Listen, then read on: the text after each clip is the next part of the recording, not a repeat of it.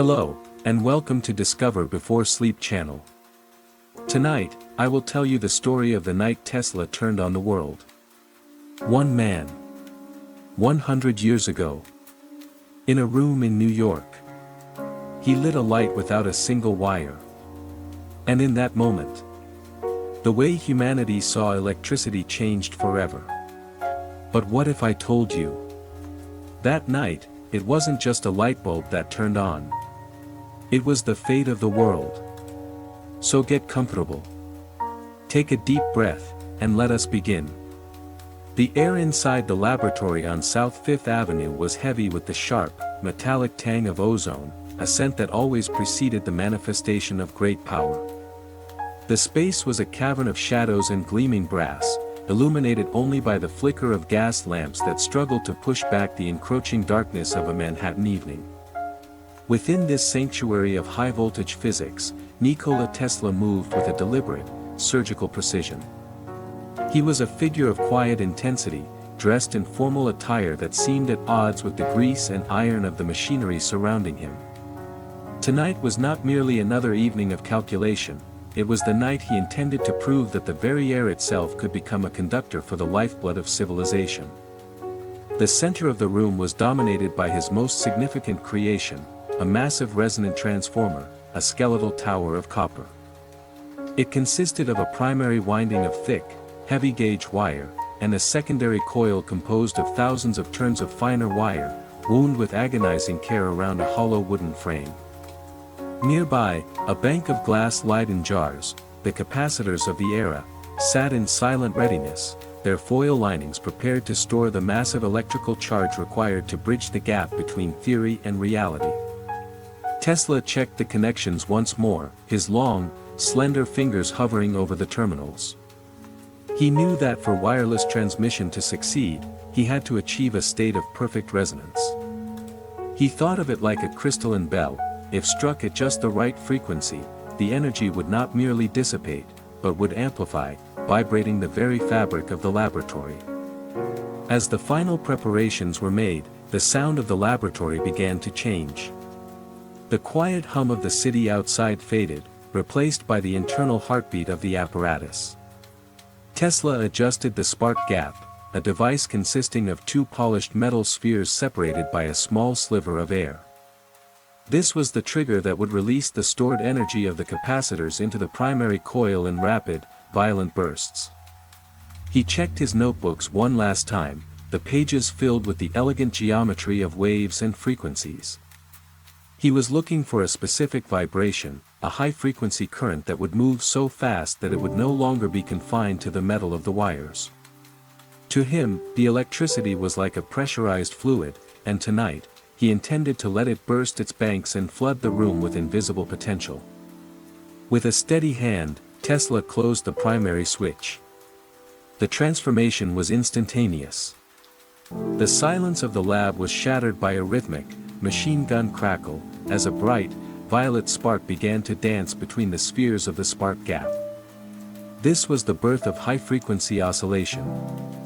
The energy surged into the primary coil, which in turn induced a massive voltage in the secondary tower through the principle of electromagnetic induction. Because the two circuits were tuned to the exact same frequency, resonant with one another, the voltage climbed to heights never before seen in a human-made device. The room began to glow. From the top of the secondary coil, delicate, branching brushes of purple light reached out into the atmosphere. These effluves were not merely sparks, they were the visible manifestation of the electrical tension of the air being pushed to its breaking point. Tesla stepped back, his shadow stretching long and distorted against the brick walls.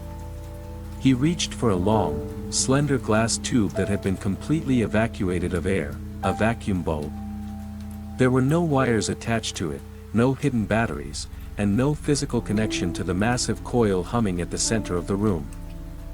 As he moved toward the center of the laboratory, holding the bulb aloft like a torch, the air around him began to hiss with the sound of escaping electrons. When he reached a distance of several feet from the coil, the vacuum bulb suddenly flared to life. A brilliant, ethereal light filled the glass, a soft but steady luminescence that cast a ghostly pallor over Tesla's focused features. He moved the bulb further away, and still, it glowed. He swung it through the air, and the light followed the motion, unwavering. He had succeeded. The energy was leaping through the vacuum of the room, traveling as a high-frequency wave that the bulb was catching and converting back into visible light. It was the first true demonstration of wireless power on a grand scale, a moment where the physical tethers of the world were momentarily dissolved. The success of the experiment was not merely in the glowing of the bulb, but in the stability of the field. Tesla observed that the energy did not seem to dissipate in the way conventional physics might suggest. By achieving resonance, he had created a standing wave of electrical tension that filled the entire volume of the laboratory.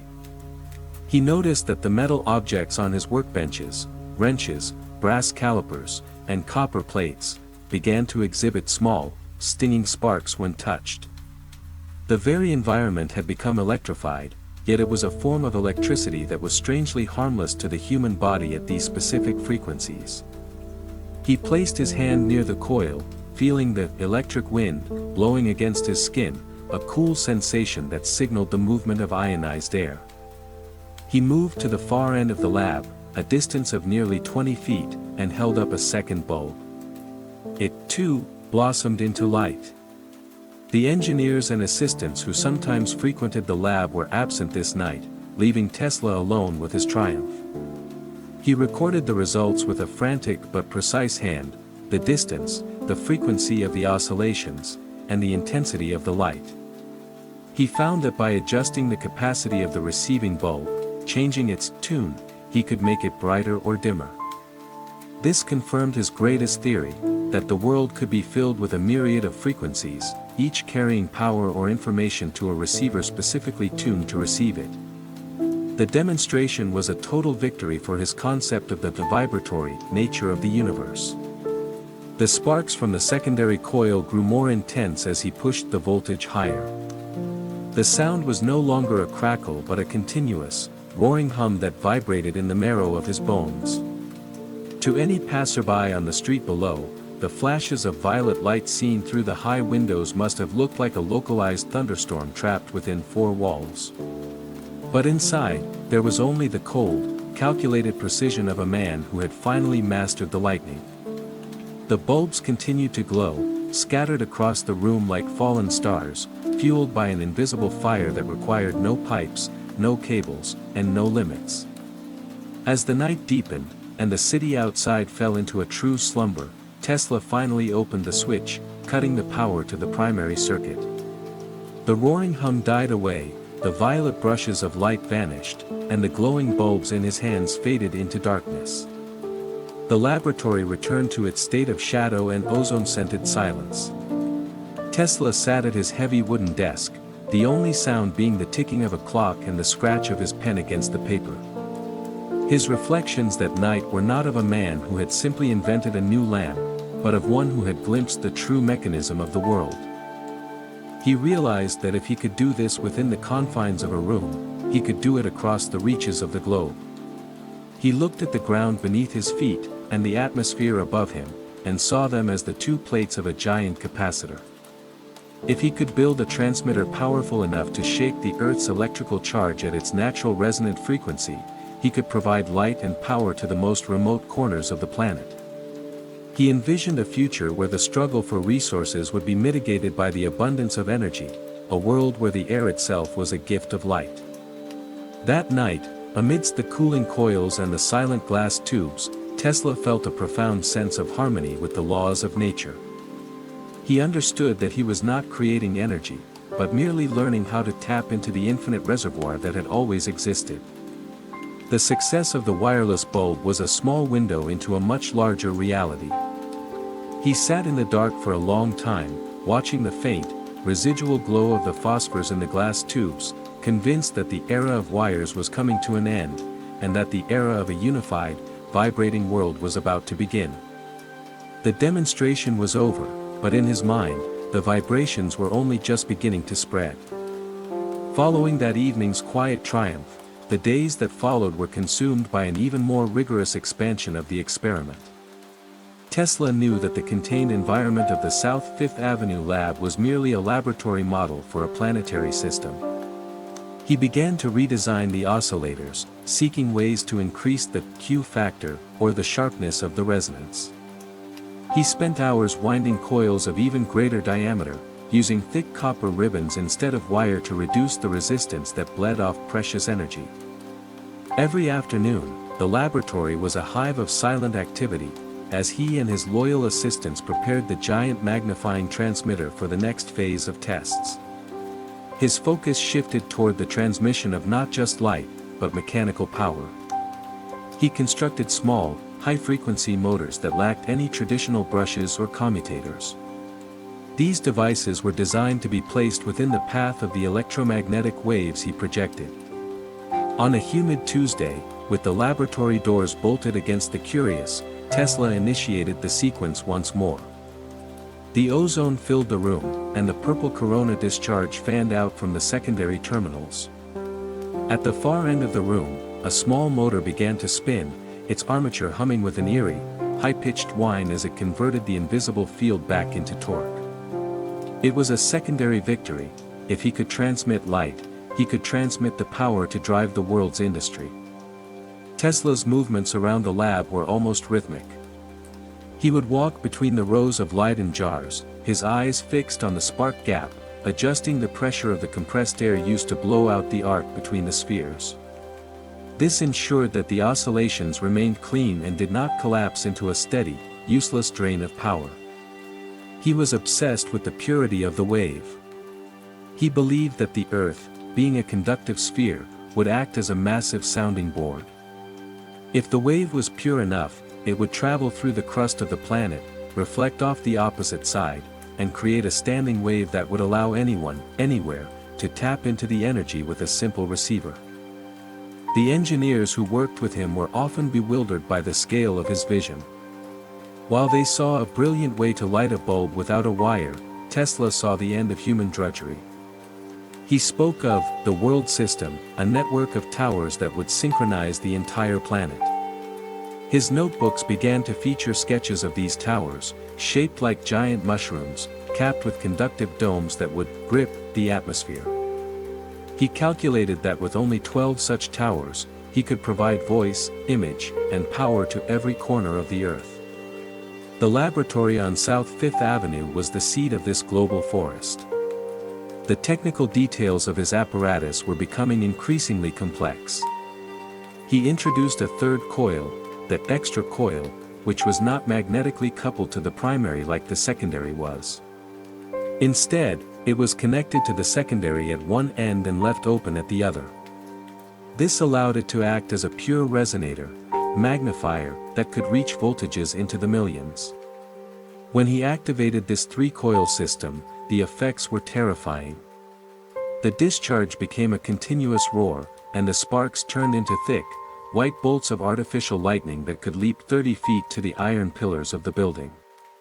Tesla stood at the heart of this storm, unfazed, calculating the velocity of the waves. The development of the experiment reached a fever pitch as he attempted to transmit energy through the Earth's crust. He sank heavy copper plates deep into the soil beneath the basement floor, connecting them to the bottom of the secondary winding. He believed that by pumping the Earth's electrical charge, he could create a wave that traveled through the planet's interior. He set up a series of sensitive galvanometers in the park nearby, miles away from the lab. In the dead of night, he would pulse the transmitter and wait for the signal. When the needle on the distant instrument twitched in perfect synchronization with his pulses, he knew the Earth was indeed a conductor.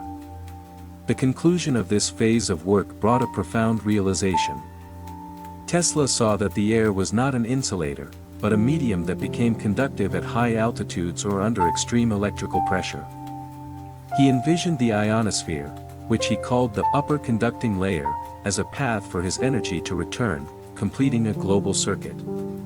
He sat in his laboratory, the smell of burnt insulation and ozone lingering in the air, and realized that his small-scale experiments were ready for the ultimate test. He needed a place where the air was thin and the horizons were wide. He needed the mountains. His reflections during these nights were often deeply philosophical. He began to see the universe as a vast machine of vibration. To him, matter was merely energy slowed down, and energy was matter accelerated. By mastering the frequency of these vibrations, he believed he could master nature itself. He saw a future where humanity no longer had to burn coal or oil, but could live off the very ambient energy of the sun and the stars. The glowing bulb in his hand was not just a light, it was a promise. It was the first page of a new book for the human race, written in the language of high-frequency current. The preparations for the next stage of his journey were meticulous. He packed his coils, his glass tubes, and his notebooks with the care of a man handling the future itself. He knew that the world was not yet ready for what he had discovered, but he also knew that once a truth is revealed, it can never be unlearned. The South Fifth Avenue lab, with its hissing sparks and violet light, had served its purpose. It had been the cradle of the wireless dream. Now, that dream needed room to grow. Tesla looked one last time at the skeletal copper tower, the machine that had given him the power to light the darkness, and he felt a sense of destiny. The vibrations were expanding, and the world would never be the same. The narrative of that night and the subsequent development stood as a testament to a man who lived in the future while his body remained in the present. He had bridged the gap between the known and the unknown, using nothing but the logic of resonance and the courage to follow a vibration to its source. The glowing bulb remained his symbol, a silent, wire-free beacon of a world that was possible, if only humanity had the courage to reach for it. As the project transitioned to a larger scale, Tesla sought the isolation of the Colorado high country. In the thin, dry air of Colorado Springs, the behavior of his high-frequency currents reached an entirely new level of intensity. The laboratory he constructed there was a massive wooden fortress, 80 feet square, topped with a towering mast that reached toward the clouds. Inside, the magnifying transmitter was built on a scale that made the New York apparatus look like a toy. The primary coil was 50 feet in diameter, a gargantuan ring of copper that hummed with a sound like a swarm of angry hornets when the power was engaged. Tesla's movements in the Colorado lab were even more precise, for the stakes had become significantly higher. The voltages he was now generating were in the tens of millions. He noticed that the dry air of the mountains allowed the sparks to travel much farther than they had in New York.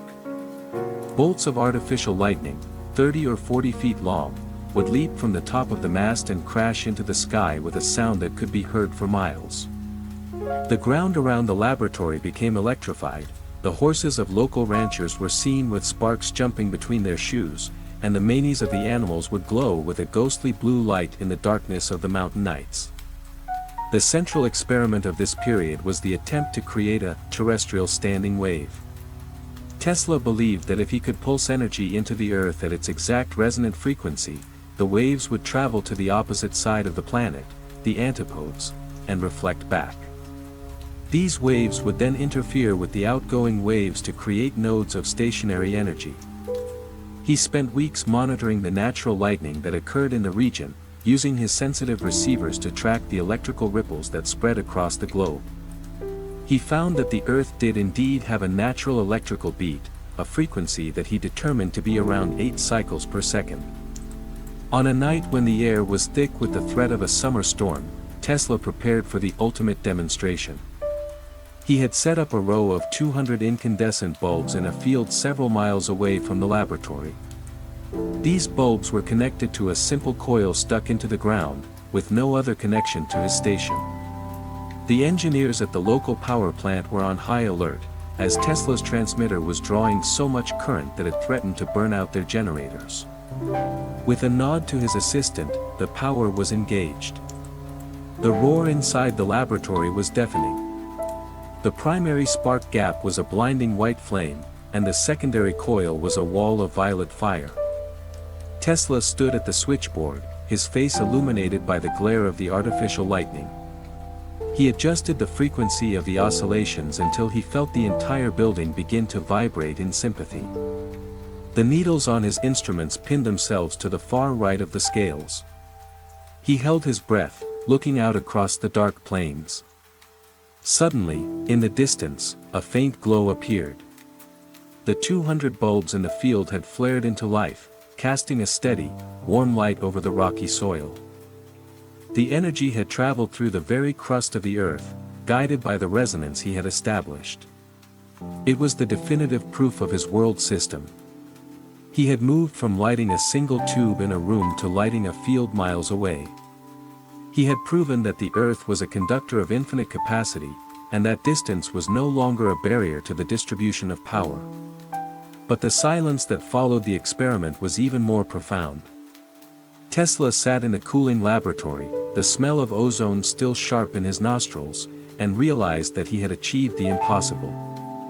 He had mastered the planet's pulse. His reflections that night were of a world transformed. He saw a future where energy was not something to be hoarded or sold, but a universal right, accessible to all. He imagined a world without the pollution of coal or the danger of high-tension wires, a world where the very ground beneath one's feet was a source of life. He knew that the challenges of implementing such a system would be immense, that the vested interests of the age would fight against a technology that could not be metered, but he also knew that the science was sound.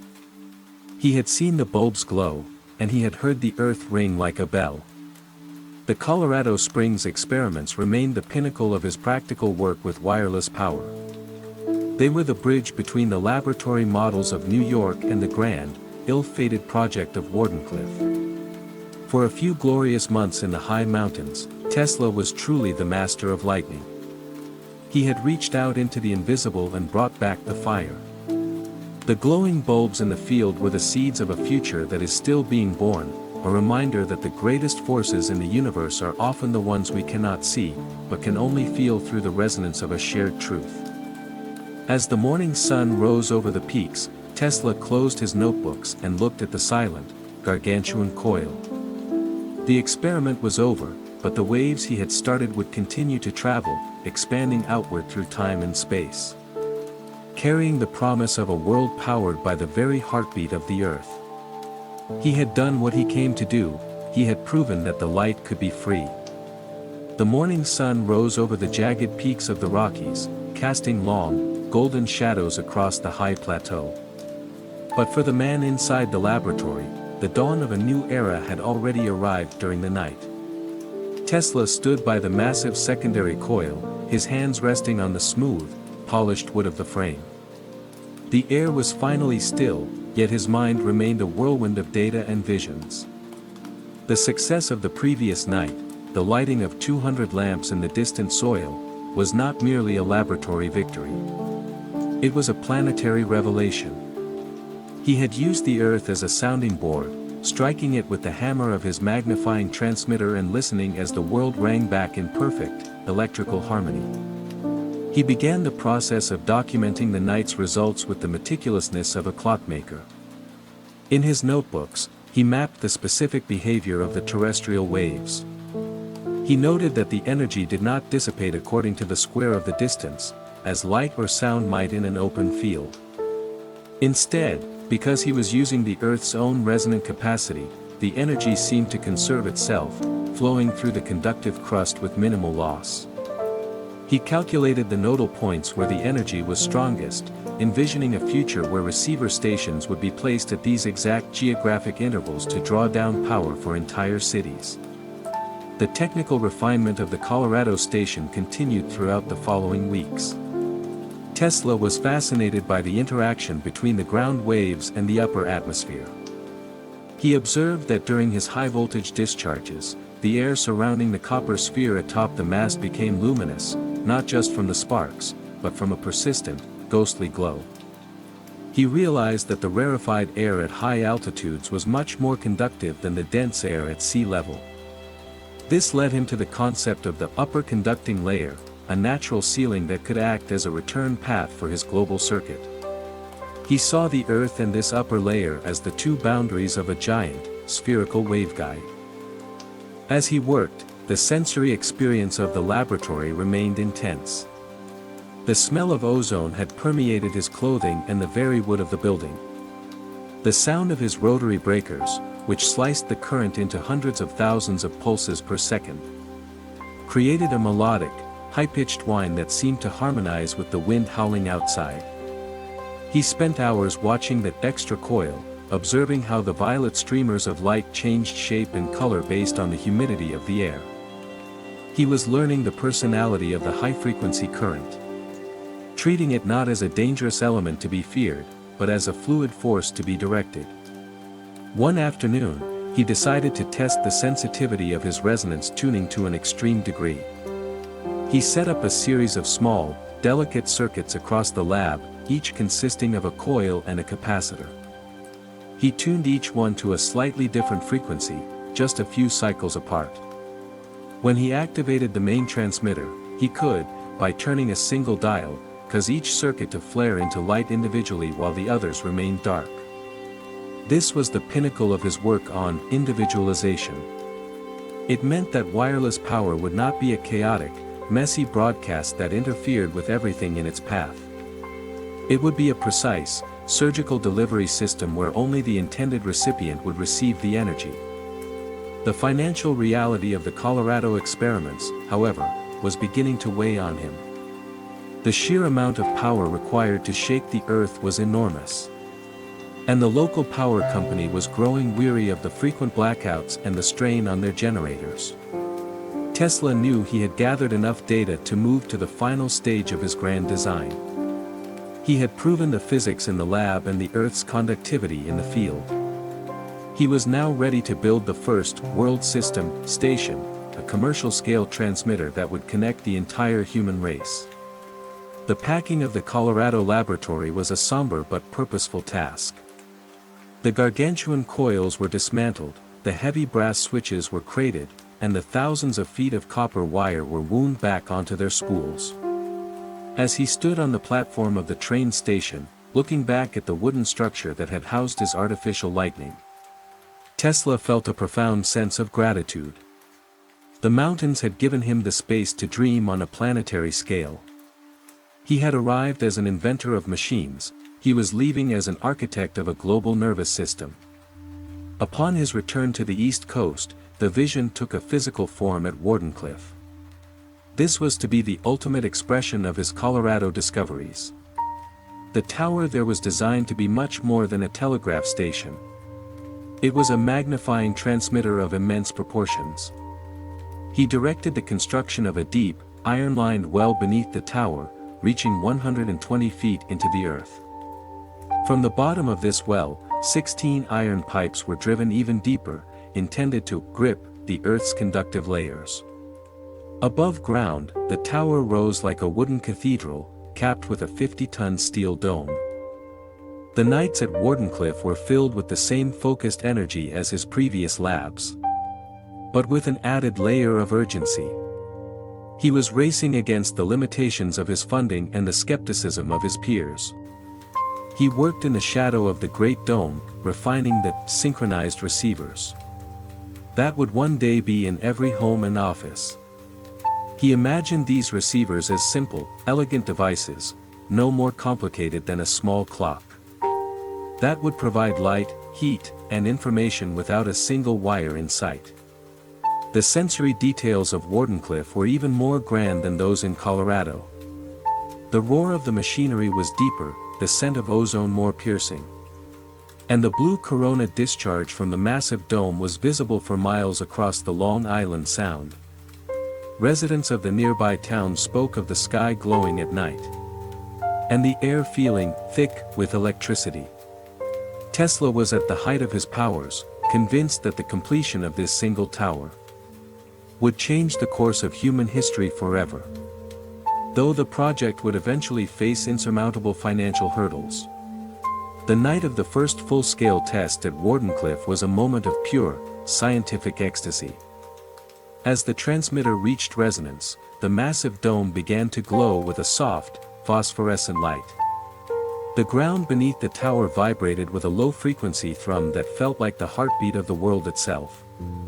Tesla stood at the controls, watching as his instruments confirmed that the waves were spreading outward, moving through the crust of the earth just as they had in the mountains. In those final, quiet moments of the experiment, before the power was cut and the machines grew cold, Tesla saw the world as it truly was, an interconnected web of energy, where no one was isolated and no one was in the dark. He had proven that the light could be sent across the sea and through the mountains without a tether. The glowing bulb he had held in his hand years before in a small Manhattan lab had finally become a beacon for the entire planet. The science was complete, the resonance was established. And the dream of a wireless world was no longer a matter of if, but when. He walked away from the control board that night with the satisfaction of a man who had solved the ultimate puzzle. The vibrations he had started were no longer confined to a room or a field. They were now a part of the earth itself. He knew that even if the tower were to fall, the truth of what he had discovered would remain, pulsing in the air and the ground, waiting for the rest of humanity to catch up to the frequency he had so carefully tuned. The transition from the wild success of Colorado Springs to the monumental ambition of Wardenclyffe represented the final refinement of the inventor's philosophy. He was no longer looking for a spark. He was looking for a system. He understood that the massive steel dome rising on Long Island had to be more than just a metal shell. It had to be a terminal for the Earth's own energy. He spent his days at the site supervising the installation of the primary and secondary windings, which were housed in a building at the foot of the tower. This powerhouse was a cathedral of industry, filled with the deep, rhythmic thumping of steam engines and the high-pitched whine of generators. As the construction progressed, Tesla's focus returned to the intricate details of the extra coil, the third component of his transmitter that allowed for the magnifying effect. He realized that the height of the tower was specifically calculated to match the wavelength of the frequencies he intended to project. To the local residents of Shoreham, the structure was a curiosity, a wooden mushroom of impossible proportions. To Tesla, it was a precision instrument, a giant tuning fork for the planet. He often stood at the very top of the structure, feeling the wind whip across the Long Island Sound, looking out toward the Atlantic and imagining the energy crossing the salt water to reach the shores of Europe. The sensory atmosphere of Wardenclyffe was dominated by the hum of the transformer oil and the metallic clicking of the rotary breakers. In the evening, the laboratory was bathed in the soft glow of the same vacuum tubes he had invented years before, now refined into efficient, long-lasting lamps. He spent his nights in the office adjacent to the main hall, his desk covered in complex schematics that detailed how the world system would distribute not just power, but intelligence. He envisioned a global network of clocks, all synchronized to the frequency of the tower, and a system for the wireless transmission of photographs and news, long before the word Internet existed. The technical climax of the Wardenclyffe period occurred during a series of test pulses, intended to check the integrity of the grounding system. Tesla knew that the 16 iron pipes driven hundreds of feet into the earth were the most critical part of the apparatus. They were the roots of the tree. When the power was applied, he didn't just look up at the dome. He felt the vibration in the soles of his boots.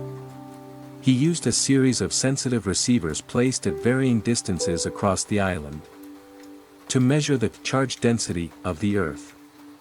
He found that by pulsing the system at specific intervals, he could make the ground beneath his feet resonate with a power that was almost tangible. One night, the intensity of the test reached a level that the public could not ignore. The dome was energized to a point where the air around it became saturated with a blue, shimmering corona. The local newspapers reported that the sky above the tower was filled with a light so bright that one could read a book in the middle of the night.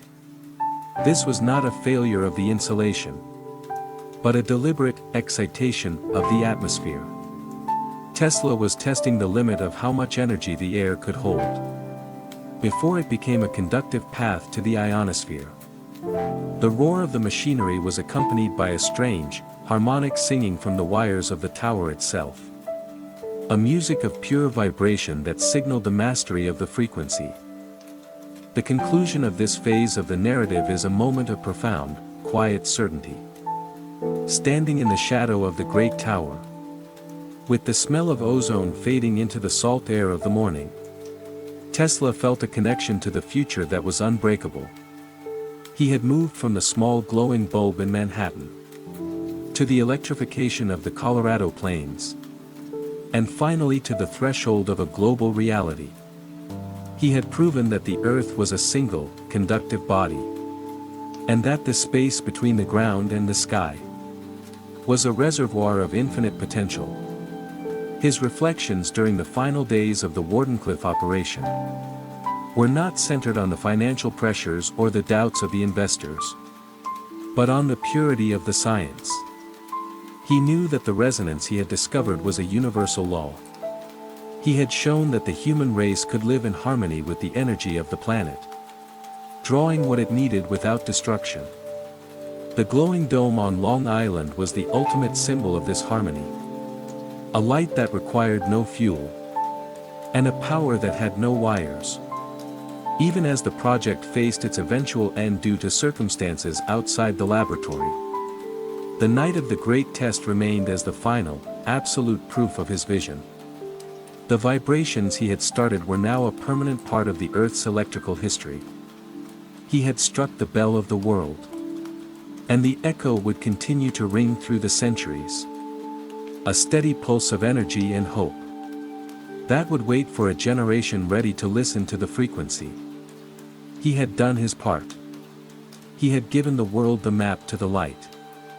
The individualization of power was the final, critical piece of the puzzle that occupied his mind during those long, resonant nights at Wardenclyffe. Tesla understood that for a global system to be practical, it could not be a simple, blunt broadcast of energy that would interfere with every piece of metal on the planet.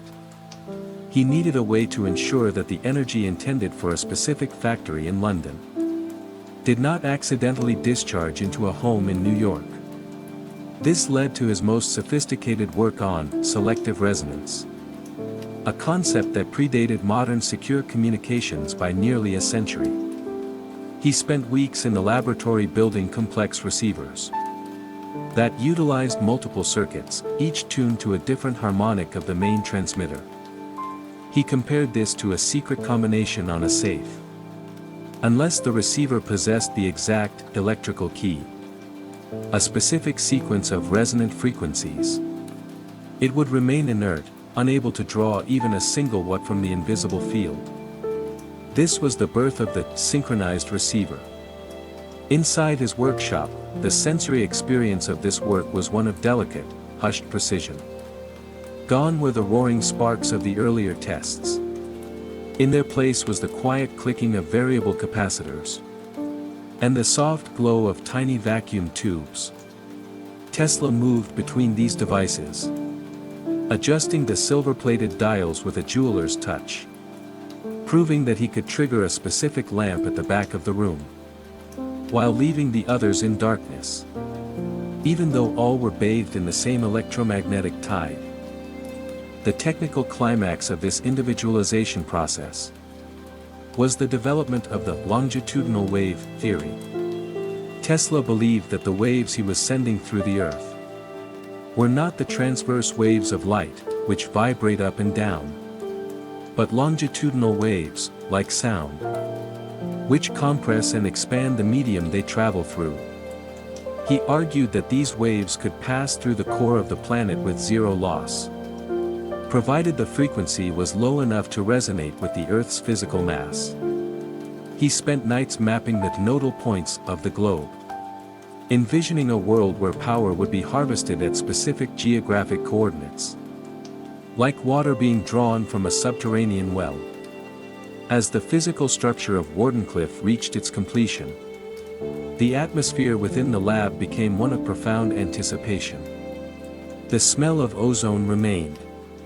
But it was now joined by the scent of hot transformer oil. And the dry, dusty heat of the massive secondary windings. Tesla had constructed a receiving station on a small scale. Near the farmhouse where he stayed. In the middle of a cold October night. He activated the main transmitter and watched. As the small, isolated circuit in the farmhouse suddenly began to vibrate with energy.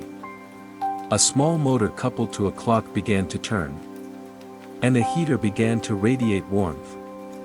There were no poles, no wires, and no fuel. The power was being pulled from the very ground he stood upon. The conclusion of this narrative arc finds Tesla standing at the crossroads of human history. He had achieved the impossible. He had demonstrated the transmission of light, mechanical work, and heat across distance. Without a physical conductor. He had shown that the Earth was a vast, rechargeable battery. And a limitless highway for energy. His final scientific notes from the Wardenclyffe era were filled with a strange, poetic clarity. He wrote of a world where the entire Earth will be converted into a huge brain. Where information and energy would flow. As naturally as the thoughts of a single mind. His reflections in those final hours of active experimentation were calm and deeply philosophical. He sat in the cooling shadow of the Great Dome. Watching the first light of dawn creep over the Atlantic. He knew that the resonance he had established was now a part of the planet's permanent history. He had struck a note that would never stop ringing. The glowing bulbs, the spinning motors, and the singing wires were not just experiments. They were the first words of a new language. Spoken between humanity and the stars. The story ends in that moment of stillness. The machines grew quiet. The sparks vanished into the morning light. And the ozone-scented air was replaced by the fresh breeze of the ocean. Tesla walked back to his quarters. A man who had fulfilled his promise to the future. He had proven that the light could be free. That the Earth was alive with power. And that the only limit to human achievement was the limit of our own resonance with the universe. The vibrations had been set in motion. And the world, whether it knew it yet or not, was forever changed. The narrative of Nikola Tesla and wireless power is a testament to the fact that true genius does not seek to own the light, but to find a way to share it with everyone.